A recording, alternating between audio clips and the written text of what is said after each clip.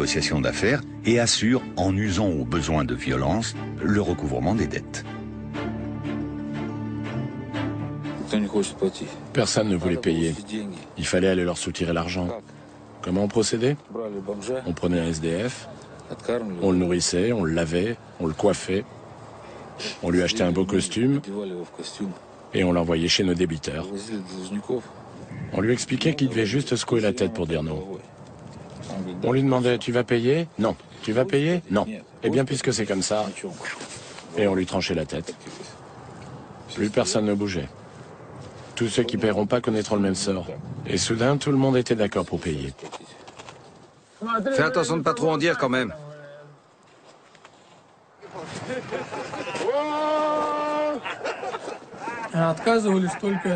Les seuls qui refusaient de payer, c'était ceux qui ne savaient pas qu'ils étaient obligés de le faire, que c'était une tradition. Et ceux-là, bien sûr, on devait s'en occuper. Des fois même, on incendiait leur boîte. C'est arrivé qu'il dépose des cadavres près de ma banque. Il les laissait à proximité. C'était une forme d'avertissement. On se mettait d'accord avec le milieu des affaires. Ceux qui ne passaient pas ce genre d'accord ne vivaient pas vieux. Plus l'organisation criminelle est puissante et influente, plus les chances de survie de l'entreprise protégée sont fortes. Car la Russie traverse alors une période où le cadre légal fait défaut et où le pouvoir de l'État est très faible. Les décisions importantes sont prises par des hommes d'autorité.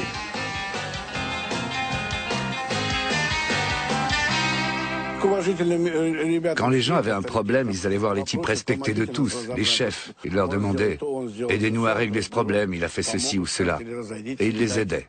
On se mettait alors d'accord. Il suffisait d'un mot, on se tapait dans la main, pas besoin de signer quoi que ce soit. On travaillait à la parole donnée. Il arrive qu'on le fasse encore quand on connaît bien les gens.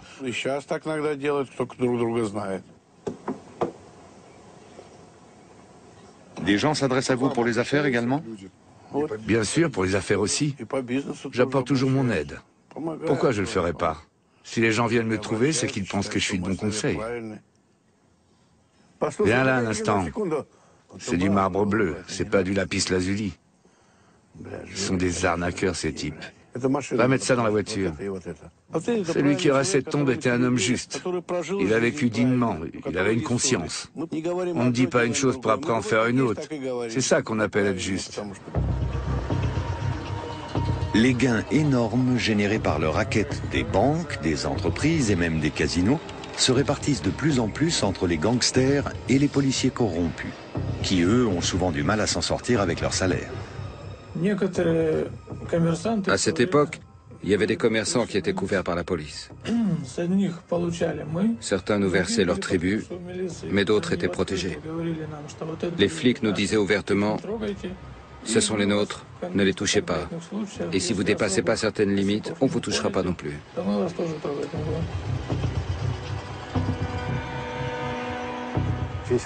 Une partie du service de police qui luttait contre le crime organisé couvrait le système bancaire.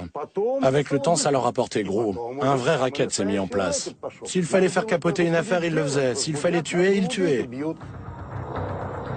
Chacun des deux camps s'efforce de ne pas empiéter sur le terrain de l'autre. Mais parfois, les rivalités se règlent de façon radicale. La police est venue chez moi. Ils m'ont arrêté et j'ai été emmené sous escorte jusqu'à une voiture, menottes aux mains. Ils avaient l'intention de m'emmener dans une forêt pour me tuer. Ils m'ont expliqué ça dans la voiture. La balle était déjà dans le chargeur. Ils allaient me la loger dans la nuque. J'étais menotté. J'ai donné un grand coup dans le volant et on a percuté une autre voiture. Ils sont morts dans l'accident. Est-ce que j'avais un autre moyen de m'en sortir? J'en ai pas vu d'autre.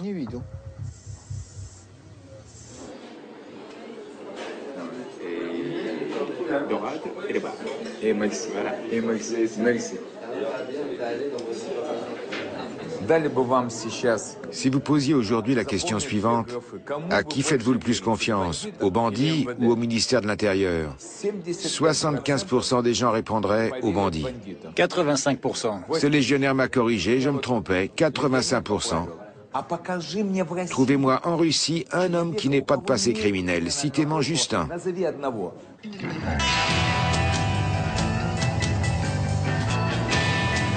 En Russie, le début des années 90 est marqué par la privatisation des entreprises d'État. Les grands consortiums du pétrole et du gaz se vendent pour une bouchée de pain. Avides de récupérer une partie du magot, des centaines de bandes criminelles se mettent sur les rangs. Celles-ci contrôlent bientôt plus de 4000 entreprises.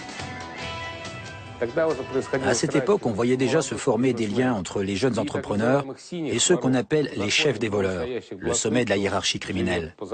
Les usines étaient alors contrôlées par des personnages de ce genre. Ils ont commencé à recruter eux-mêmes des directeurs.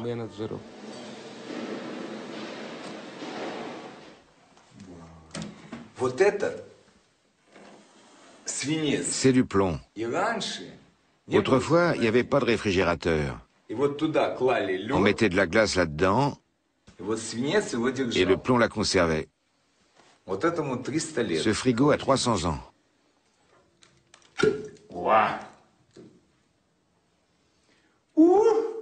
Bon sang.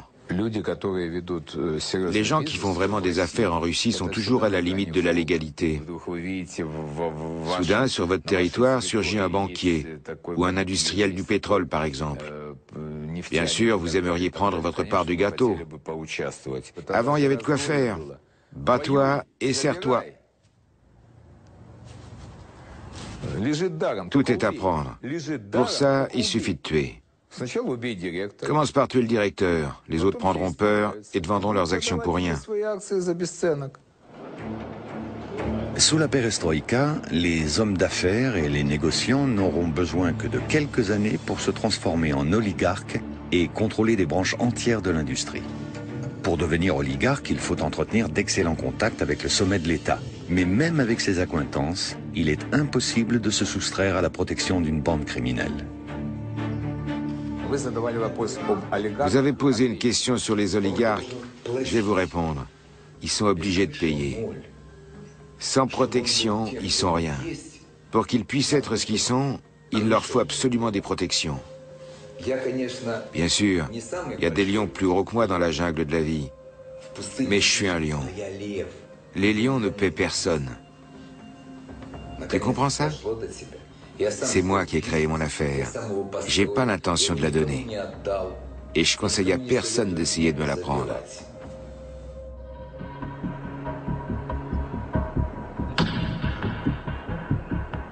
Les organisations criminelles ont vite fait de s'accaparer certaines prérogatives, jusque dans l'extrême-orient russe. Les affaires qui se faisaient de l'étranger vers la Russie se sont criminalisées. Les marins se sont mis à importer des voitures et des tas d'autres trucs. Les voitures occupaient la première place, bien sûr. Tout ça, ça se faisait sous le contrôle des chefs locaux. Il fallait bien que je prenne ma part du gâteau. Le groupe constitué autour de Vitali Diomochka impose sous la menace un droit de passage sur toutes les importations de voitures qui transitent par Ussurisk avant d'être envoyées dans le reste de la Russie. Ceux qui refusent de payer encourent de graves représailles. À l'époque, j'avais lancé un loto russe. On travaillait avec de l'argent liquide. Chaque semaine, on brassait environ 15 millions de dollars. J'ai pris comme partenaire des membres de la diaspora tchétchène. Parce que les bandits redoutaient de faire affaire avec les Tchétchènes. Les Tchétchènes ne respectaient pas la loi du milieu. Les voleurs et les autres représentants du monde criminel russe organisaient régulièrement des rencontres, des réunions au cours desquelles ils résolvaient les conflits. Ils décidaient qui pouvait prétendre à quoi, qui avait promis quoi à qui. Les Tchétchènes venaient à ces réunions et tiraient dans le tas. La chotka est un mot russe qui désigne la réunion des chefs. Il est très rare que la police parvienne à surprendre une réunion comme celle-ci.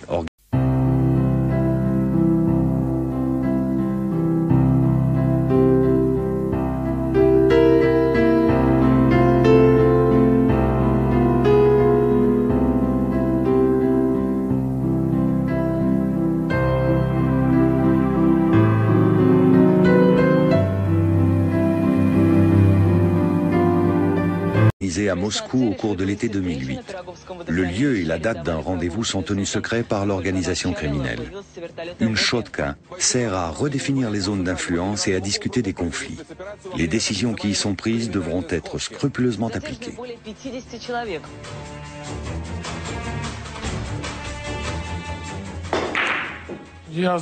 J'ai fait de la prison à la suite d'une de ces réunions.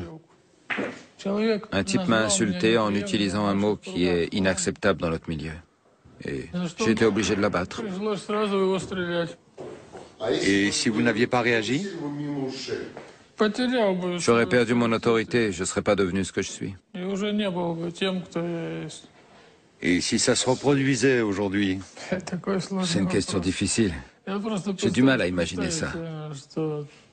Si quelqu'un m'insultait de la même façon aujourd'hui, est-ce que je le tuerais? Mais autrefois, vous l'avez fait. Il y a des gens qui ont commencé à gagner beaucoup d'argent. Le genre de sommes pour lesquelles on est prêt à tuer.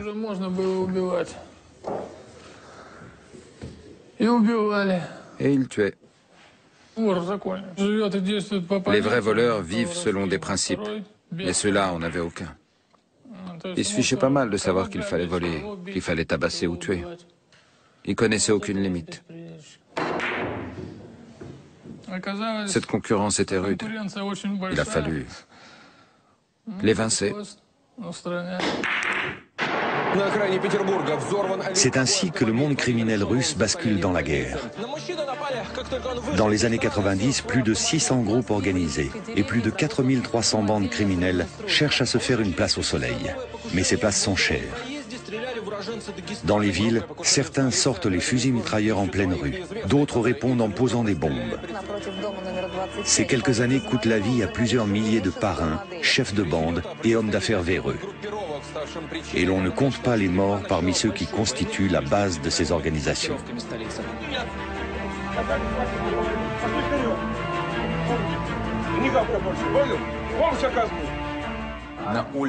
Dans le pays, à cette époque, une guerre faisait rage. Une guerre civile. On prenait des entreprises, des combinats métallurgiques. La redistribution de la propriété d'État a donné lieu à une vraie guerre.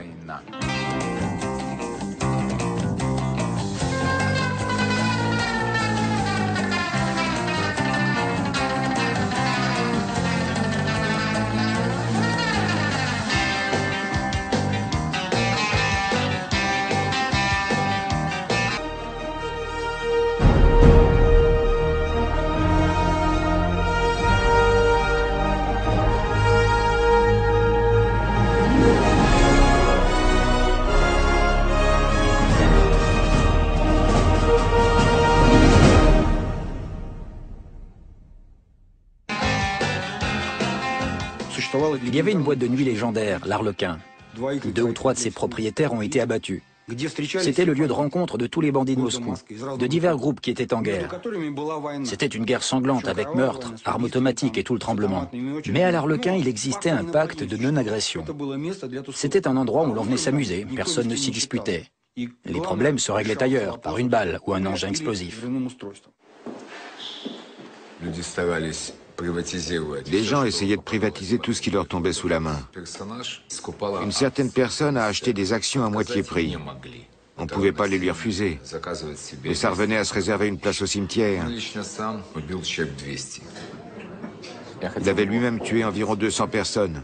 Je voulais le tuer car il s'en était pris à ma femme et à mon enfant. Il avait piégé la voiture dans laquelle ils étaient. Il s'était dit que s'il arrivait à faire ça, il me casserait complètement moralement. J'ai jamais employé de tueur à gages. Je m'étais planqué sur le toit du restaurant, c'était l'hiver. Je suis resté là 12 ou 13 heures peut-être. J'étais littéralement congelé. J'avais l'œil rivé au viseur. J'attendais qu'il sorte du restaurant. Je savais qu'il y venait quasiment chaque soir, c'était son fief. Les flics le savaient aussi. Et quand il est sorti, ils lui sont tombés dessus.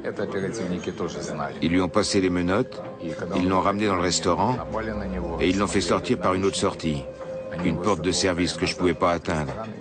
Et ils l'ont embarqué dans une voiture. C'est la première fois que j'ai pleuré, parce que j'avais pas pu tirer, j'avais pas pu tuer.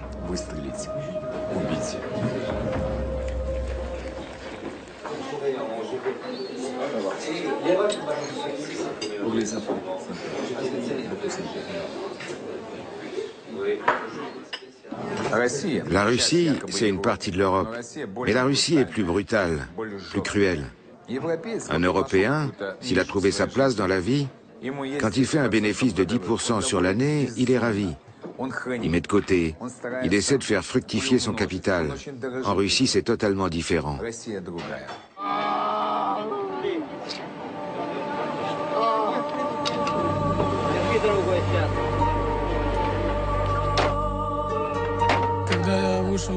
Quand je suis sorti de prison, les meurtres étaient devenus monnaie courante. On tuait quasiment au vu et au su de tout le monde. 2 jours après ma libération, on a tué mon maître, un voleur respecté, un vrai bandit, et aussi mes amis. Ils ont été tués chez moi, et on a aussi essayé de me tuer. Vous m'avez posé des questions sur ma profession. Je suis avocat de la mafia. J'ai réalisé que parmi mes clients, parmi les plus importants, j'ai réussi à en faire sortir 12 de prison. Ces 12 hommes se sont tous fait descendre par la suite.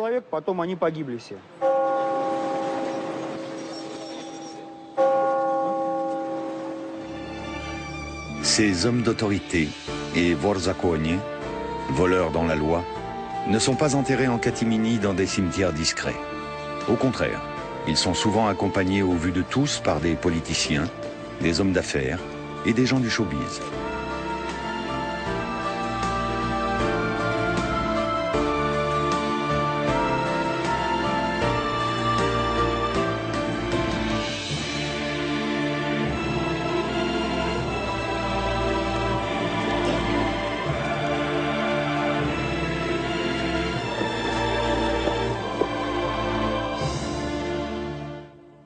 Pour moi, une vodka.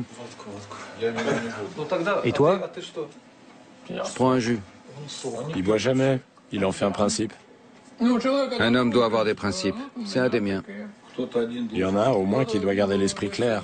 Oui, quelqu'un doit garder l'esprit clair pour pouvoir diriger les autres au cas où. Que la terre lui soit douce.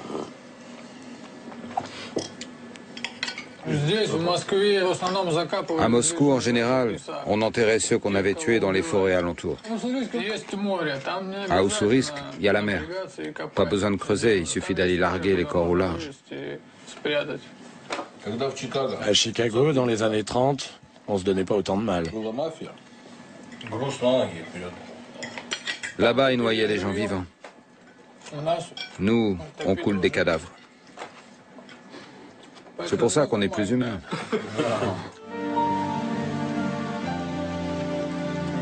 Tandis que le monde criminel russe se livre une guerre sanglante, beaucoup de chefs cherchent un lieu sûr où se réfugier et mener une vie plus paisible. La possibilité offerte aux Russes d'origine juive de venir s'installer officiellement en Israël apparaît pour beaucoup comme une aubaine. J'ai réalisé que c'était difficile de vivre avec un passeport russe. On est toujours obligé d'avoir un visa. J'étais avec une fille à l'époque. On est partis ensemble en Israël, on s'est mariés, j'ai reçu mes papiers là-bas. Je suis venu en Israël pour pouvoir voyager plus librement, pour plus être constamment embêté par ces histoires de visa. J'avais cette possibilité. Et comme l'histoire l'a montré, j'ai eu raison, car j'ai obtenu des papiers très rapidement. Mais dis-moi comment t'as fait, c'était difficile?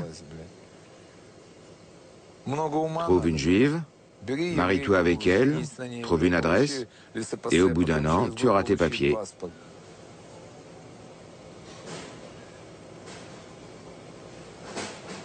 Pourquoi tu ris?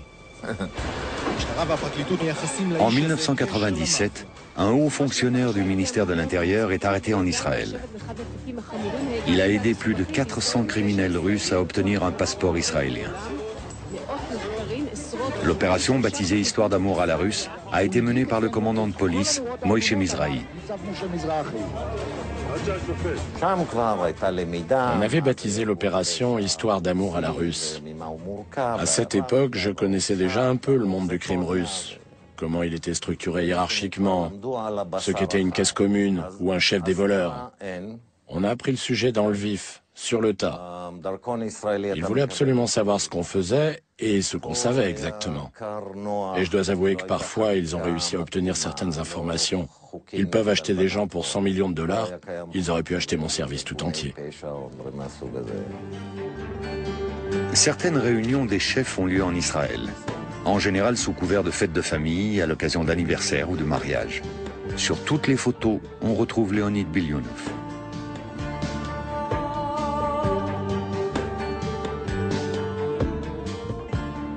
Je sais parfaitement qui était là. J'y étais aussi d'ailleurs. Seulement personne ne me voit, personne ne m'a vu et personne ne me verra jamais. J'ai vécu 6 mois en Israël. Mais au bout d'un moment, j'ai compris que je me sentirais jamais chez moi là-bas. Ma femme est morte, on l'a enterrée, je suis parti vivre à Paris.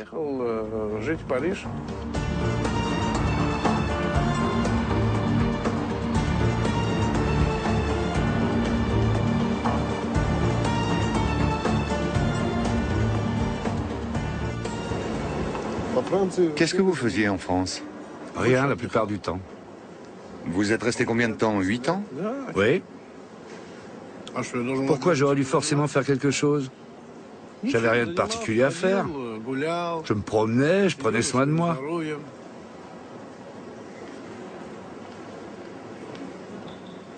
Je draguais les filles. Leonid Bilyunov est l'un des premiers à être venu s'installer en Europe de l'Ouest. Il a d'abord vécu en Autriche.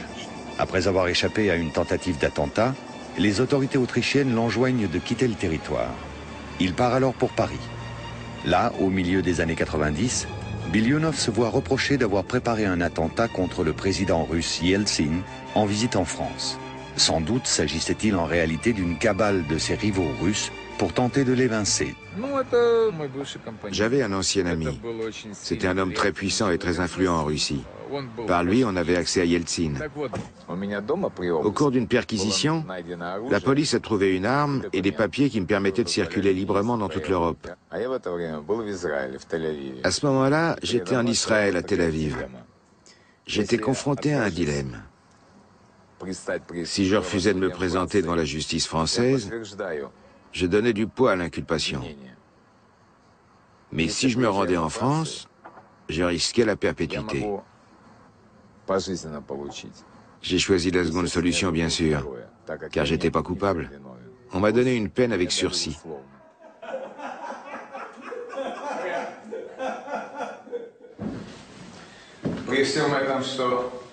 Et puis, il y a l'histoire avec Yeltsin. Tout le monde n'a pas ce genre de livre. Il appartient à Leonid Fyodorovitch Bilyunov, exemplaire numéro 245. Il porte la signature de Yeltsin. Alors vous pensez que j'ai essayé d'attenter à sa vie? Je comprends pas. Je devais vouloir le tuer parce qu'il m'avait offert qu'un seul livre.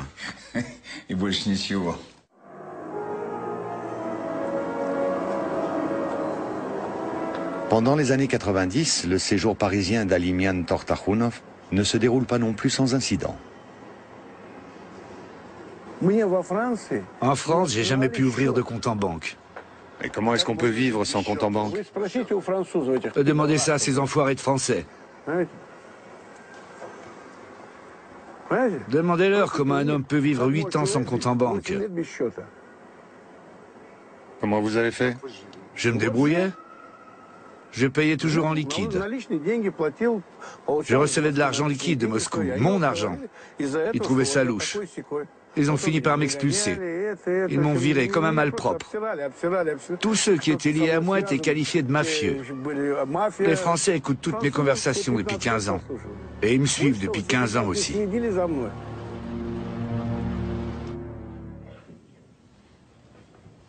Bonjour, cher ami. Alors, c'est possible aujourd'hui?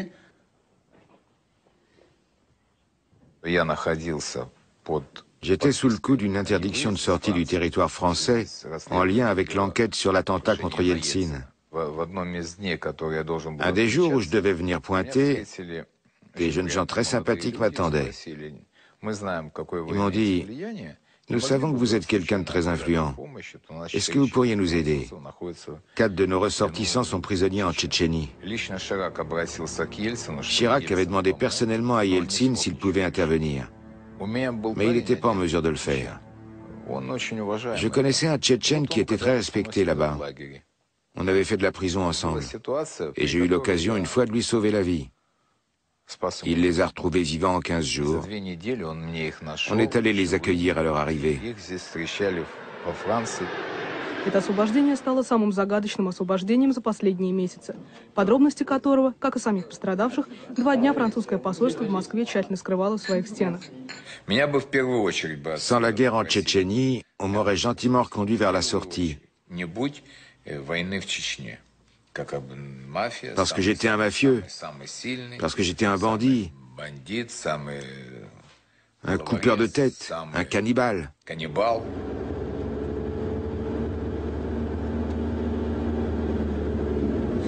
Je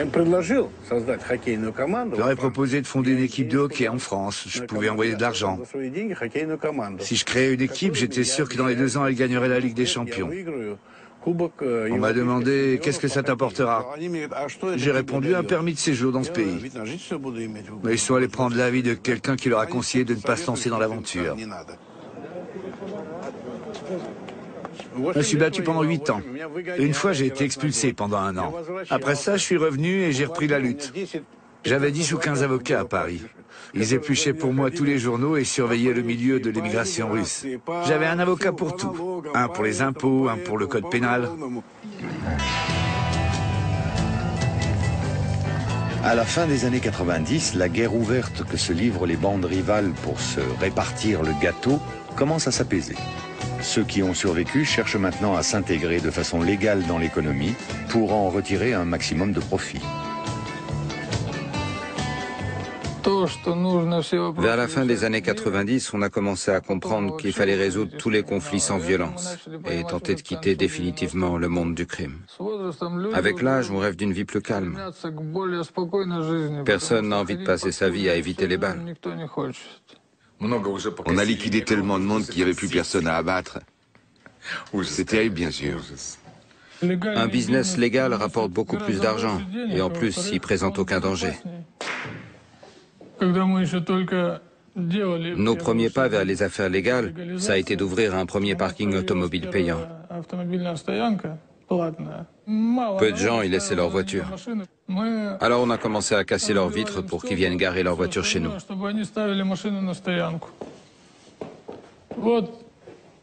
C'est un bon exemple de mélange d'activités légales et criminelles. La protection avait cessé d'être profitable. Les gens étaient toujours là, mais les relations avaient totalement changé. Ils ne se contentaient plus de protéger, ils dégageaient leur marge.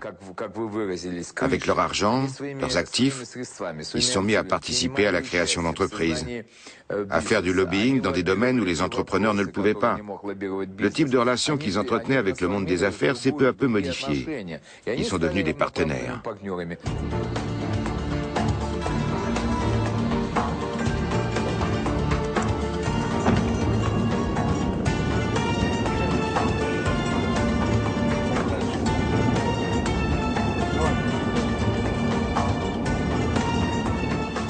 C'est mon homme d'affaires, il vient de Kiev.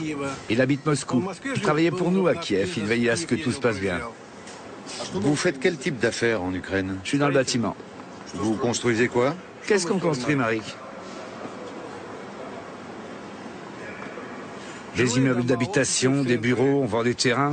Ça marche bien, nos affaires dans la construction. T'es déjà bourré? T'as picolé dans l'avion? Regardez ses yeux, je le vois dans son regard.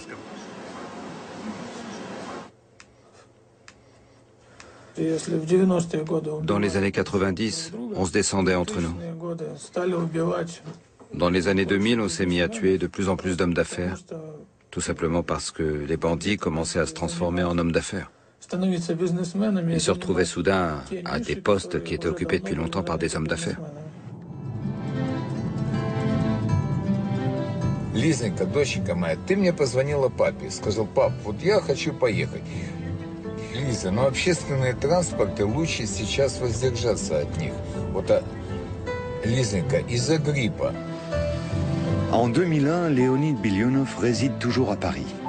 En revanche, en Russie, il est soupçonné d'avoir organisé, avec un oligarque russe du secteur de l'aluminium, un attentat contre un important gouverneur. J'ai dû mener une vraie guerre. Le consortium d'aluminium dans lequel j'avais fait mon trou rapportait des dividendes gigantesques. Et bien sûr, je commençais à les gêner. Ils m'ont accusé de Dieu sait quoi. Et ils ont voulu m'extrader en Russie. Il fallait absolument que je légalise ma situation.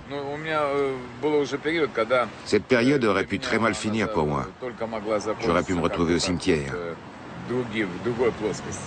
S'ils s'étaient contentés de me mettre en prison, j'aurais régné en maître.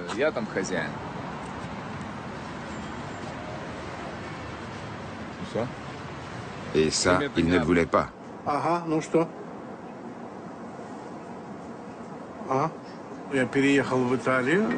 J'ai déménagé en Italie.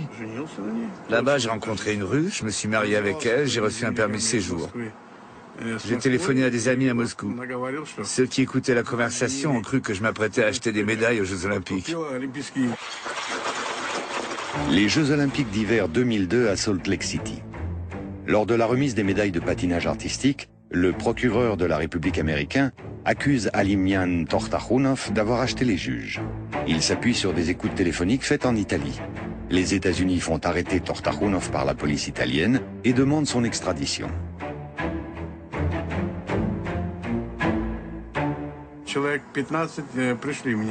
Une quinzaine de types sont arrivés en sautant par-dessus la barrière. Ils portaient des brassards, ils n'avaient pas de masque, bien sûr. J'étais à table, je m'apprêtais à boire mon café, c'était le matin. Ils se sont approchés, ils ont commencé à me raconter des conneries. Comment j'aurais pu acheter une médaille olympique? Et pourquoi je suis le seul à être montré du doigt? Pour l'acheter, il aurait bien fallu que je sois de mèche avec quelqu'un. Après plusieurs mois de tractation, la plus haute juridiction italienne rejette la demande d'extradition pour insuffisance de preuves. Après presque un an de détention provisoire dans les prisons italiennes, Tortakhunov est libéré et rentre à Moscou. Ce qui n'empêche que le mandat d'arrêt émis par Interpol à la demande des États-Unis est toujours en vigueur partout dans le monde.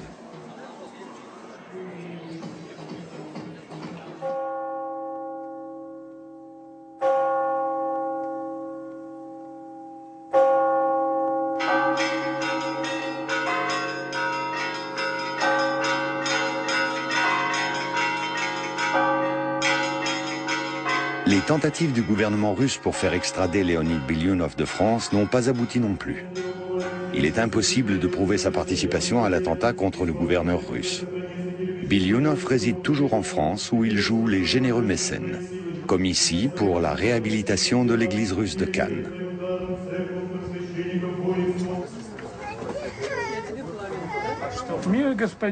Leonid Bilyunov a décidé de légaliser son union devant Dieu. Ensuite, il a dit « Pourquoi votre église est-elle en si piteux état ?» Parce que je n'ai pas d'argent pour l'entretenir, voilà pourquoi. J'ai pris le numéro de compte du père Varnava et je lui ai viré près de 600 000 $. Après ça, bien sûr, ils sont allés faire une perquisition chez lui. Ils ont fait une perquisition. Ils étaient très agressifs. Ils ont été très brutaux, de vrais barbares. Et bien sûr, ils l'ont emmené au poste. En France, on ne peut pas accepter de l'argent dont on ne connaît pas la provenance. Mais excusez-moi, dans l'Évangile, il est dit « La main droite ignore le bien que fait la main gauche ». Cet argent a été à l'origine de toutes nos victoires en justice. Et aujourd'hui, on peut dire que c'est une église russe. Avec l'aide de Dieu, nous allons accomplir beaucoup de choses tous les deux. Les coupoles seront dorées à leur fin. Nous voulons restaurer cette église pour que les Russes se redressent. Et avec l'aide de Dieu, nous y arriverons. Je vous embrasse tous, merci. Poutine a entendu parler de l'église de Cannes et il a ordonné qu'on me traite avec indulgence et qu'on me donne tous les papiers nécessaires. Il a compris que je faisais tout ça sincèrement.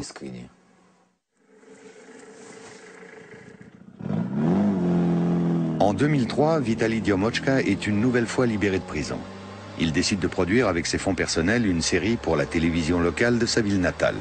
Elle s'inspire d'événements autobiographiques datant des années 90. Diomochka y joue lui-même le rôle principal et de nombreux criminels de son entourage lui donnent la réplique. J'ai jamais eu de rêve. Je me suis fixé des buts, je les ai poursuivis et je les ai tous atteints. Par exemple, je m'étais fixé pour but de faire ce film.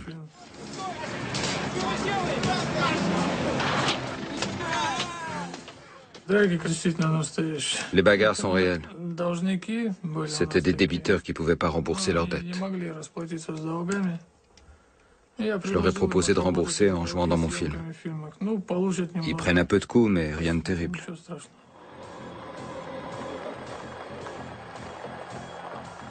L'histoire se passe dans les années 90. Un homme est mort en prison. C'était Sergei Apianov. Il avait purgé 25 ans de sa peine. On a utilisé une arme de ce type dans la vie réelle et on s'en sert aussi dans le film.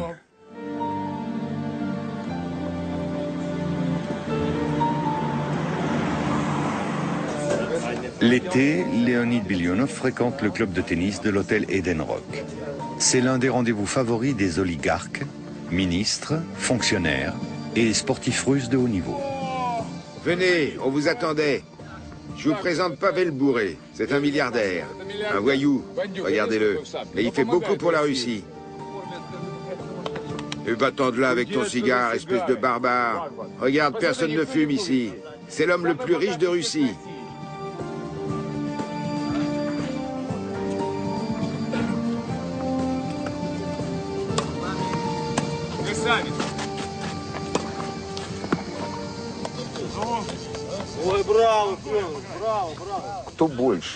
Qui est le plus grand bandit?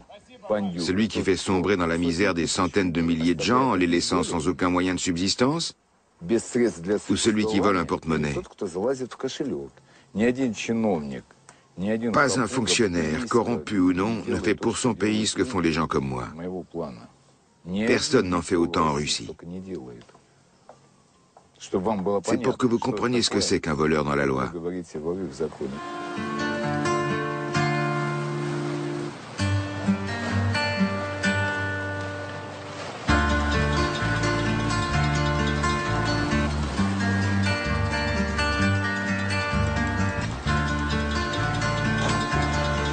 La corruption est l'un des problèmes majeurs de la Russie.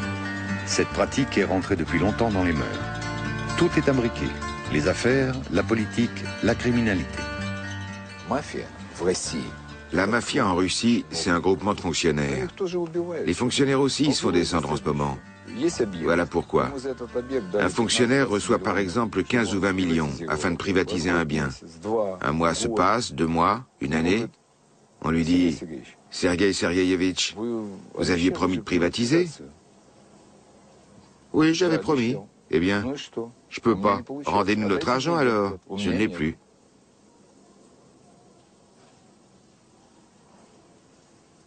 Que pensez-vous que font les gens qui ont donné cet argent? Скажи, чтобы остановился. Где охрана, блядь, ни одного человека охранить. Пусть не играет, пусть не играет. On ne doit pas regarder du côté de l'Occident, de l'Amérique ou de quiconque et faire ce qu'on attend de nous. On doit agir comme on l'entend, en respectant notre mentalité. Notre démocratie a besoin d'un homme autoritaire. Chez nous, on se sent bien quand on a longtemps le même tsar. Il n'empêche qu'il existe bel et bien aujourd'hui en Russie une sorte de démocratie dirigée. La question est de savoir qui, à côté du président et du gouvernement, tient les rênes du pouvoir.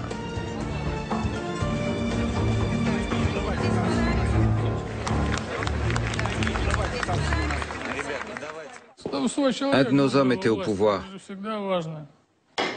C'est toujours très important d'avoir des amis bien placés. Je suis ami avec un député de la Douma. Je peux utiliser sa voiture avec sa plaque. On m'arrête jamais, on m'embête pas, parce qu'il est intouchable. C'est qu'un petit exemple, Mais il peut rendre de bien plus grands services, en fait. Извините, господа. Да, да. Он будет участвовать в выборах? И он будет участвовать, он выдвинул свою кандидатуру? Валер, послушай, я тебе перезвоню, сейчас я не могу в открытом тексте выразить свое мнение, я проконтролирую это. Все, обнимаю, спасибо. Les lois russes actuelles ont été faites sous le contrôle des structures mafieuses. La mafia est présente à tous les échelons de l'État. Elle influe sur toutes les décisions prises dans le domaine économique, mais aussi politique. Elle a également une très grande influence sur les nominations dans l'administration. Un chef des voleurs peut devenir maire? Élu par le peuple, bien sûr. Chez vous, on peut devenir député avec 3 condamnations? Non? Et politicien? Alors maire au moins. On ne peut même pas devenir maire? Mais où vous vivez, bon sang?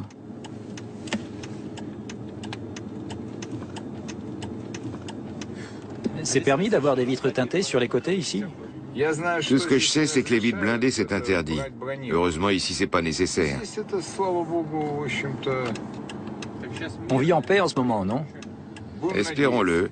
Mais en temps de paix, il faut aussi veiller au grain. Le tournoi de Roland-Garros à Paris. Leonid Bilyonov est un grand amateur de tennis. Il fréquente assidûment les tournois. Excusez-moi, vous avez les raquettes? Oh, pardon. Merci, mademoiselle. Seriousement. Il est ami avec de nombreux joueurs, comme Nikolai Davydenko, numéro 8 au classement mondial.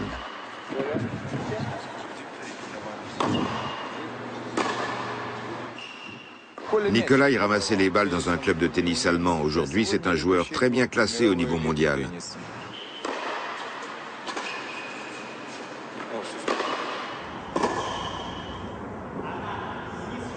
Je connais beaucoup de monde. Je connais Léonid, par exemple. Je connais beaucoup de monde à Moscou. Je connais même des gens qui étaient liés au monde du crime, comme on dit. Aujourd'hui, ce sont tous des hommes d'affaires. D'abord, la mafia n'existe plus. Ces hommes ont énormément d'argent. Ils ont leur société, ils sponsorisent des tournois à Moscou. La presse étrangère ne vous a jamais interrogé sur vos relations? Pendant la Coupe Davis aux États-Unis, quand on jouait contre les Américains, on m'a posé des questions sur une personne liée au crime qui habite Moscou. J'ai d'abord... On peut vous demander sur qui précisément? Oui, on le surnomme Taivanchik. Je pense que tout le monde le connaît. Il s'appelle Alimian, je crois, c'est ça? Oui, c'est ça. Mais je ne le connais pas bien, je le vous vois. Léonid, je le tutoie.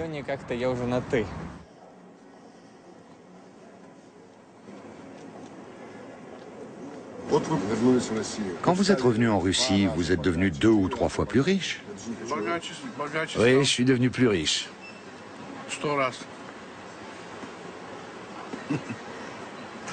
Mais je vous dirai pas combien j'ai d'argent. Si je réunissais toutes les entreprises auxquelles je participe, ça ferait des sommes gigantesques.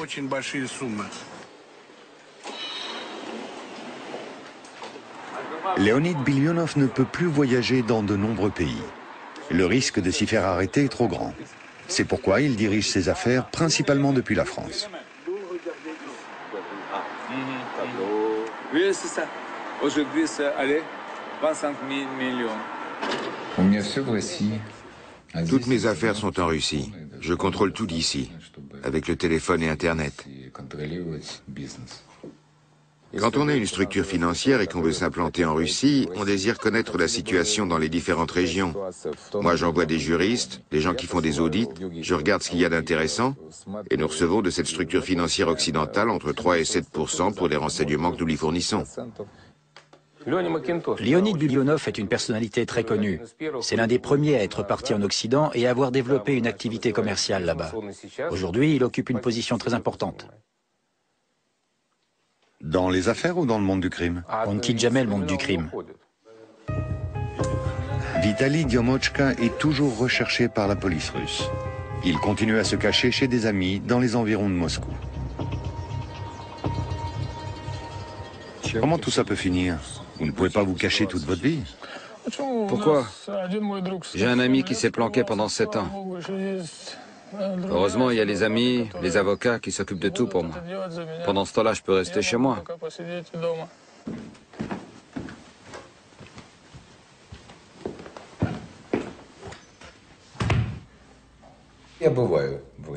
Je vais parfois en Russie, mais je ne veux pas créer de problème aux gens avec qui je suis en affaires. Je ne suis pas très fréquentable. Il m'arrive d'y aller, mais très rarement.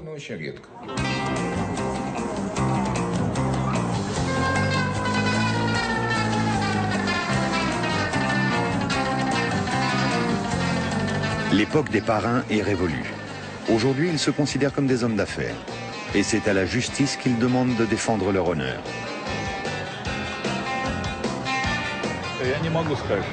Je ne peux pas dire qu'ils soient devenus respectables, même si leurs affaires le sont devenues. Quand on aborde le sujet en Occident, ça étonne beaucoup les gens. Là-bas, les sphères criminelles sont très clairement définies. La prostitution, la pornographie, le trafic de drogue, d'armes, etc. Quand on commence à parler d'activités criminelles dans le domaine pétrolier, ils ne comprennent pas. Les étrangers ne comprennent pas. C'est une des particularités du commerce russe. Des branches non criminelles de l'activité économique sont contrôlées par des gens du crime, dans le domaine de la banque, des finances, du commerce extérieur. En Russie, le business dépend des fonctionnaires et des politiciens, mais aussi de quelques personnages très bien placés.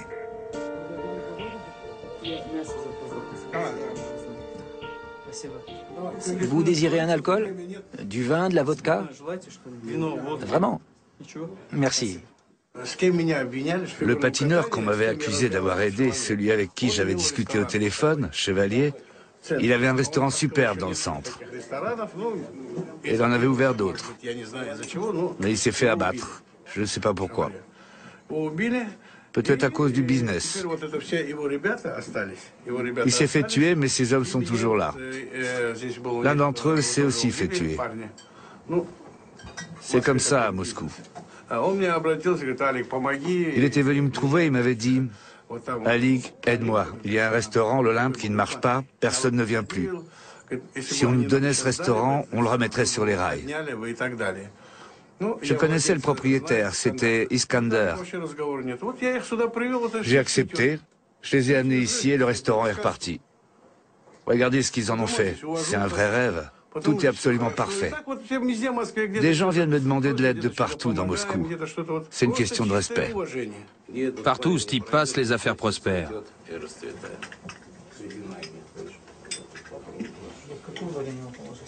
Des cerises, j'adore ça. Aujourd'hui, ils sont beaucoup plus civilisés que dans les années 90. Ils se retrouvent dans des restaurants, ils portent des cravates, des chemises blanches, des costumes coûteux. Ils roulent dans des voitures de prix. Ils s'installent tranquillement à une même table et règlent leurs problèmes ensemble. Et s'ils n'arrivent pas à s'entendre? Un tireur, un tueur à gages. Et c'est réglé.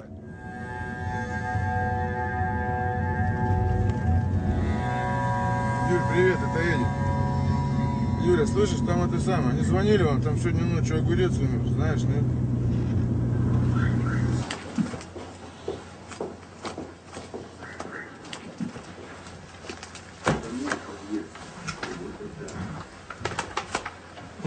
Il doit bien y avoir un grand portrait, non?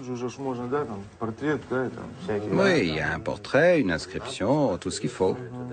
Ouais, il faut sûrement quelque chose de ce genre, non? À Oussourisk, dans l'extrême-orient russe, le temps semble s'être figé dans les années 90. Ici, l'économie est toujours directement contrôlée par les bandes criminelles. Et elle recourt toujours aux méthodes les plus expéditives pour régler les conflits.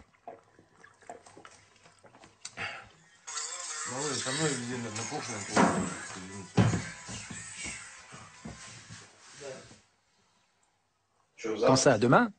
Ça y est, Eddie, qu'on l'a trouvé. Il faut qu'il paye. Les gens sont bêtes aussi. Il est parti pour Moscou, il s'est caché.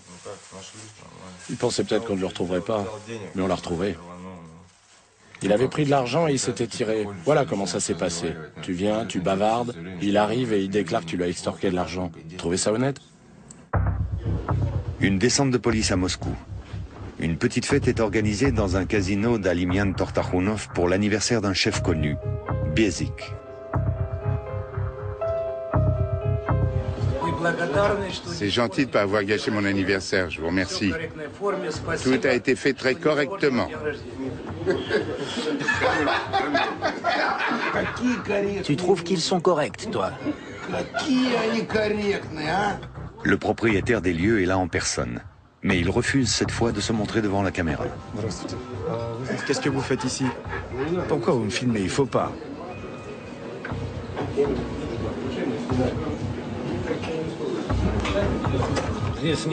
Ici, il n'y a aucun criminel. Il y a les présidents des fédérations de lutte, de boxe et des champions olympiques. Un criminel, je le rencontrerai quelque part en dehors de la ville, dans un endroit où personne ne me verrait. C'est le dernier anniversaire de Bezik, le héros de la fête. Il sera tué 2 semaines plus tard dans l'explosion d'une bombe. C'était une époque particulière, il faut l'oublier aujourd'hui. C'était pas les gens qui étaient mauvais, c'était le pays qui l'était. Ces gens étaient le produit de cette époque, ils n'y pouvaient rien. S'il y avait eu des instituts, des salles de sport pour les accueillir, on aurait très bien pu en faire aussi des champions olympiques. Mais ils se sont bien rattrapés par la suite. Aujourd'hui, ce sont des entrepreneurs ou des hommes politiques en vue pour beaucoup d'entre eux. Tout est rentré dans l'ordre. Il n'y a plus de problème de banditisme aujourd'hui. C'est vrai qu'il y a eu une période agitée, mais tout ça, c'est bien fini. Tu me parles des voleurs, je vais te répondre. C'est un monde qui ne m'intéresse plus.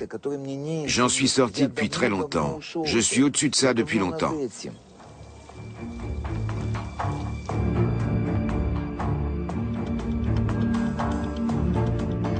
À Moscou, aujourd'hui, l'argent règne en maître et sans se cacher. La fortune et le pouvoir s'étalent aujourd'hui à la vue de tous. Mais mieux vaut profiter tout de suite de la vie parce que personne ne sait de quoi demain sera fait. Près de 20 ans après le grand bouleversement qui a succédé au démantèlement de l'Union soviétique, chacun semble avoir trouvé sa place.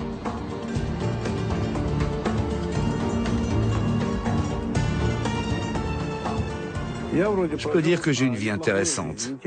Bien sûr, j'ai dû lutter sans cesse, j'ai enduré beaucoup de pertes. Mais comme vous le voyez, j'ai survécu et aujourd'hui je suis un homme heureux. J'ai beaucoup d'amis. Tout le monde m'aime, me respecte. Qu'est-ce qu'un homme peut demander de plus? Allumez l'eau.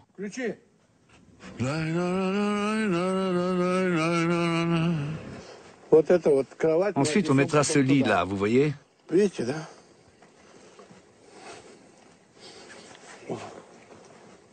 Je mettrai un rideau, j'installerai une télé, je regarderai les Jeux Olympiques. Il y aura du soleil, il fera chaud. Ça sera bien, non? Voici le futur président de la Russie. Vous avez vu son regard? Un blond aux yeux bleus. Vous avez déjà vu un ouzbek comme ça? Si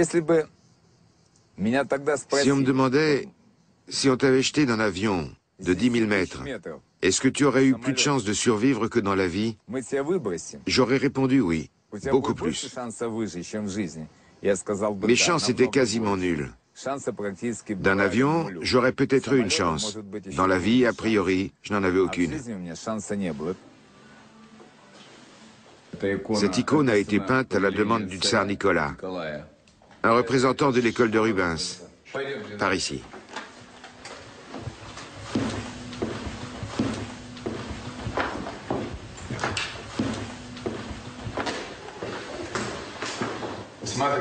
Regardez, c'est un Roublov de 1405. Vous ne trouverez son équivalent qu'au Kremlin. Cette icône mesure 3,14 m. Elle est unique au monde. Il n'y en a pas d'autre comme ça. C'est la crucifixion, l'entrée dans Jérusalem. Je ferai don de toutes ces icônes à l'église orthodoxe de Cannes. Mais je ferai en sorte qu'elles restent attachées à tout jamais à ma famille.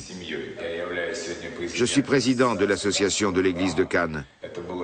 Ça s'est fait avec la bénédiction du patriarche Cyril, de l'église de Moscou, et de l'évêque Hilarion, de l'église orthodoxe russe hors frontières. Je suis président et nous avons créé une nouvelle association avec de nouveaux statuts. Vous voyez, on arrive quand même à faire des choses.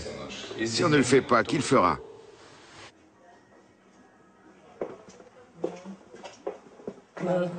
Vitali Diomochka renoue avec son passe-temps préféré.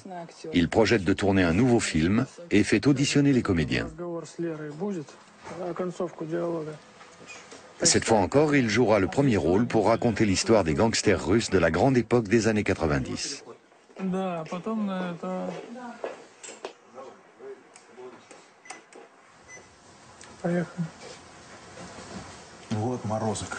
Ce crétin a déjà oublié qu'il a tué Lyosha. On a besoin de mecs comme lui. Il vaut une bande à lui tout seul. Il faut absolument que ces deux-là soient avec nous. C'est à lui que tu as demandé de faire ça? C'est pas mal. Je pense qu'on peut travailler avec toi.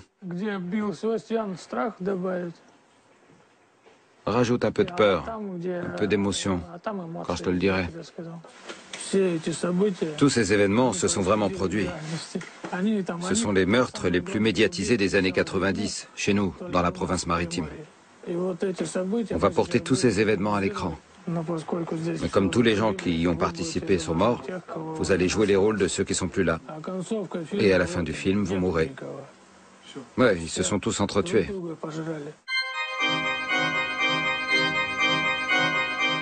Pourquoi avez-vous accepté de vous laisser filmer? Dans la vie, je fais toujours ce qui me semble utile. Si je vous raconte pas tout ça, ça se perdra. C'est un morceau de vie que personne d'autre ne pourra jamais vous raconter, auquel vous n'aurez jamais accès. Vous ne trouverez ça nulle part. Je vous raconte les choses telles qu'elles sont, il n'y a rien à inventer. Pour réussir dans la vie, il faut avoir une forte personnalité. Ce que j'ai toujours le plus redouté, c'est de faire partie de la masse. D'être comme tout le monde.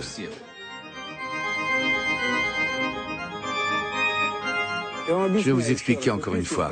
La caméra est allumée. Je suis pas un criminel. Je suis quelqu'un de bien. Je vous ai raconté ma vie. Je suis un citoyen russe, tout ce qu'il y a de plus respectable.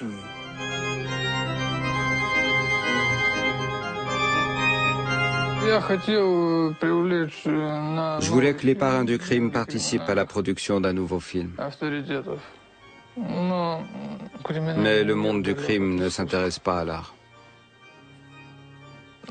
Apparemment, je suis le seul à le faire.